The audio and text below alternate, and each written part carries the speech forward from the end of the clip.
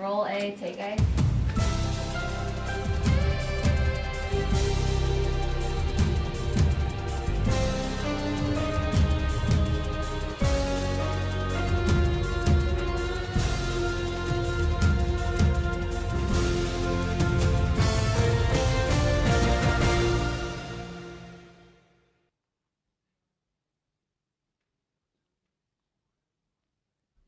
Hello, and thanks for joining us for this edition of the Newsfeed. I'm Callie Carson. And I'm Brendan Quinn.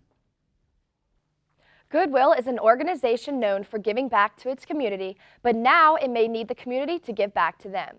Goodwills in the New River Valley have seen a drop in donations, leaving them with a lack of funding and lack of inventory in their stores. Goodwill locations in New River Valley struggled more than usual to collect the items needed for the winter months this year. Items such as men's and women's clothing, as well as household goods, are desperately needed in the stores. Goodwill staff says this decline is likely due to more people selling their clothes online. Also, seeing as we had a long and cold winter, people were not as willing to donate their old clothes. Last year, nearly 70% of Goodwill's revenue came from the sale of donations. If you would like to help, consider donating any gently used belongings to your local Goodwill store or 24-hour drop-off location. Ash Wednesday has officially begun the Lenten season. The 40-day period marks devotion to fasting and prayer for Christians. Challenges arise during this stretch leading up to Easter Sunday, however, as many abstain from a favorite food. Newsfeed reporter Catherine Irvin has more on this story. It's a time of devotion to prayer and the Bible for Christians around the world called Lent, imitating Jesus' sacrifice of no food or drink in the desert for 40 days. Some common treats to give up during the Lenten season include chips, pizza, cookies, soda, you name it. But not interested in giving something up? You can always partake in doing good for yourself and others during the Lenten season instead. Some opt to make lifestyle changes. I actually have a lot of trouble getting out of bed in the morning. So this Lent I decided that every single time, like the second my alarm goes off, I have to roll out of bed and do 15 push-ups. Today's digital world also provides opportunity to abstain from the growing obsession of social media. Last year I decided to give up the app Snapchat for Lent, the whole 40 days, and I was really apprehensive about it at first. I didn't know if I was going to be able to last 40 days without my favorite app, and Lent actually ended, Easter came, and I didn't even download it again. Every Lent provides challenge, but strength isn't too far from fasters. There are a lot of different friend groups that are really there to support each other and keep each other accountable. Reporting for the Newsfeed, this is Catherine Irvin. Virginia Tech women's lacrosse is in its second season under head coach John Sung. The Hokies went 11-18 last year, including a 14-game run ranked in the top 25. Our Newsfeed reporter Brooke Leonard has more. Women's lacrosse has turned a new page in the book of success since Virginia Tech's hiring of John Sung last season. The 11-8 routing of their 2017 schedule was the first winning season in 6 years for the Hokies, including a handful of top-tier decisions over Duke and Notre Dame. After losing in the first round of the ACC tournament to Syracuse, this year the women are looking to traverse their success to 2018. Their season so far can be defined in a single word: turnaround. After a 0-2 start, the Hokies came back to win 3 straight. In head coach John Sung's second year as leader of the Hokies, his hiring has proved credible for the athletic department. According to senior Tristan McGinley, Sung has known from the start the potential of his team. Beginning of last season, coach was saying how he wanted to beat ACC teams and not be the last in the ACC tournament and beat these high up ranked teams, and we were like, this guy's nuts, he has no idea what he's talking about. And then we went out and did it. So it's definitely just been not just like talk the talk, but we're definitely walking the walk as well.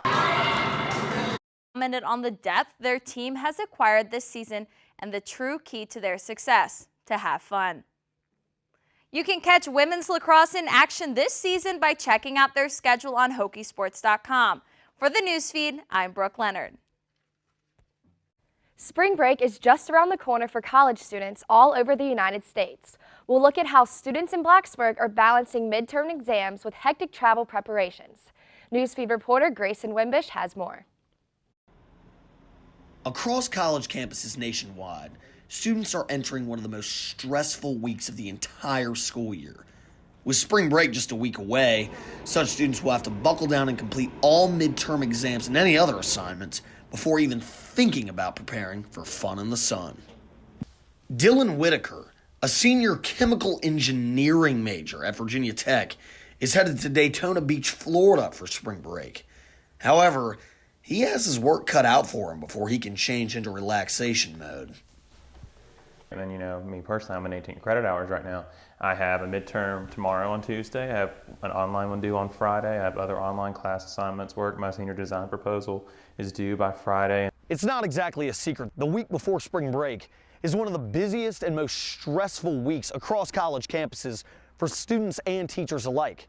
But no matter where you're going for spring break, do one thing. Pack a beach towel. Whether or not you're going to be next to a body of water, it'll lighten your mood for sure. Back to you guys at the news desk. Just ahead on the news feed, the Sport Media Analytic program at Virginia Tech is gaining steam among new students. And the Corps of Cadet K-9 Tank is doing his best to help out shelter dogs in the New River Valley. That story and more after this break.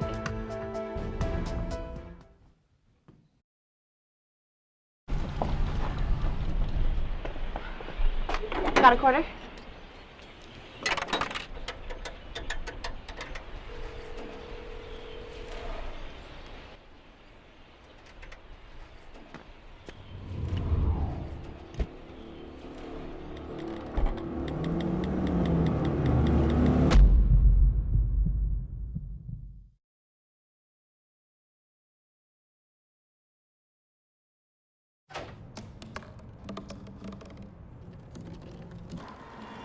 Everybody has a dream.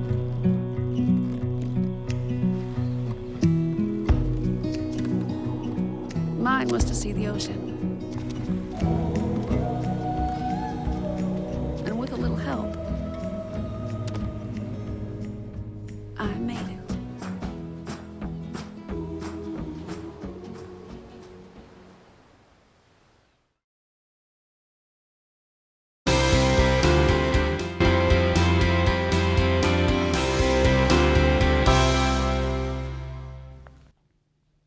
Welcome back to this edition of the Newsfeed. I'm Callie Carson. And I'm Brendan Quinn. The Virginia Tech Communication Department has welcomed a new field to its program. The Sports Media Analytics major at Virginia Tech is well on its way. Newsfeed reporter Nolan Knight has more on the story. Virginia Tech is known globally for its sports culture, and sooner rather than later could be known for its sports journalism. Virginia Tech has added a sports media and analytic concentration to its program, and it's in full swing. Bill Roth, a professor who is spearheading the program, explains where the program is currently as its first complete year comes to a close. We are up to over 120 students who are enrolled in our 5 classes this semester. In the fall, that number will grow, and we're going to have an additional faculty member on board helping us with some new classes as well.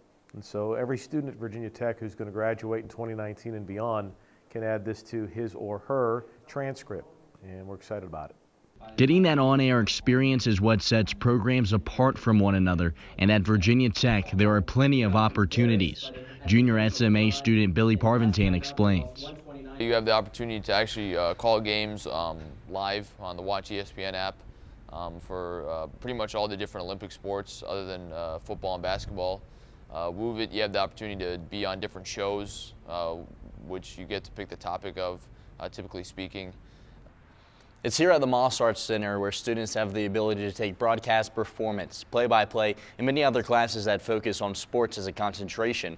And it's the first time this has been available to Virginia Tech students. For the Newsfeed, I'm Nolan Knight. Virginia Tech students are no strangers to stressful environments on the college campus. But when stress levels get too high, there's a peaceful place to open to all the students right on Tech's campus. The meditation space is located in Squire Student Center. The room is tucked away on the 2nd floor just past the recital salon in order to give students a quiet and private spot. The room is predominantly used by Muslim students who are required to pray 5 times throughout the day. It features prayer rugs already laid out to face the direction of Mecca. However, The room is open for students of all faith and spiritualities. Whether for prayer, meditation, or just finding a quiet area, the meditation space is a place where all students are invited to come together to escape the pressures of the campus around them. Relay Life is in just a few short months. There is a lot of time and effort that is spent planning the event. Newsfeed reporter Alexis Bignati tells us more. Virginia Tech is recognized as the largest collegiate relay in the world. This honor does not come without hard work. It all starts with the Relay for Life Planning Committee, months before the event takes place. Fundraising executive Andrea Everett shares what she thinks is the most important when planning Relay for Life. Getting the people there and getting people to come out and support the cause that everyone there cares so much about. If we didn't have the support from everyone on campus, then we wouldn't really be able to have the event and raise $600,000. There are 17 student-run committees who organize and plan the 12-hour event as well as the fundraisers leading up to it. Some of these include the logistics team, whose entire purpose for the year is to plan the intricate details of the event, the sponsorship team, who are in charge of finding donors to support Relay, and the entertainment team, who finds all the acts, writes the scripts for the event, and makes sure every performer gets to where they need to be. One sponsor the committee found to support the event was Leah's Hair Salon, a local business in downtown Blacksburg. This coming year and last year, we'll be on the drill field cutting hair and donating it to Great Lengths from Pantene Pro V. The event is scheduled to take place right here on the drill field. It will be held on Friday, April 20th from 5 a.m. to 5 p.m. This is Alexis Bignati reporting for the Newsfeed. Since his arrival to Virginia Tech's campus in fall 2016, Growly II, a 3-year-old yellow Labrador otherwise known by his call sign Tank, has charmed the community as the Corps of Cadets' official canine ambassador. As Newsfeed reporter Claire Connor tells us in this next story, recently a local business has been using Tank to raise funds for the local animal shelter. Campus Emporium in Blacksburg has recently been selling tank tops in tribute to the Corps of Cadet dog Growly II, otherwise known by his call sign Tank. Despite being released just last week, the new merchandise is already gaining popularity, with shirts quickly selling out in both locations. Campus Emporium has decided to use the proceeds for a good cause, as they've announced they will be donating a portion of the proceeds to the local Humane Society of Montgomery County. The shelter relies entirely on donations and fundraising support to function. Proceeds from the shirts will go towards maintaining the facility, as well as providing food, toys, and medical treatment for the animals. The shirts are available for purchase at the store's locations on South Main Street and North Main Street, as well as online. This is Claire Connor reporting for the Newsfeed. That will wrap up this edition of the Newsfeed. If you have a story idea for the Newsfeed, let us know. Send us an email at thenewsfeednrv@gmail.com. And as always, you can also connect with the Newsfeed on Facebook and Twitter. Thanks for watching. I'm Callie Carson. And I'm Brendan Quinn.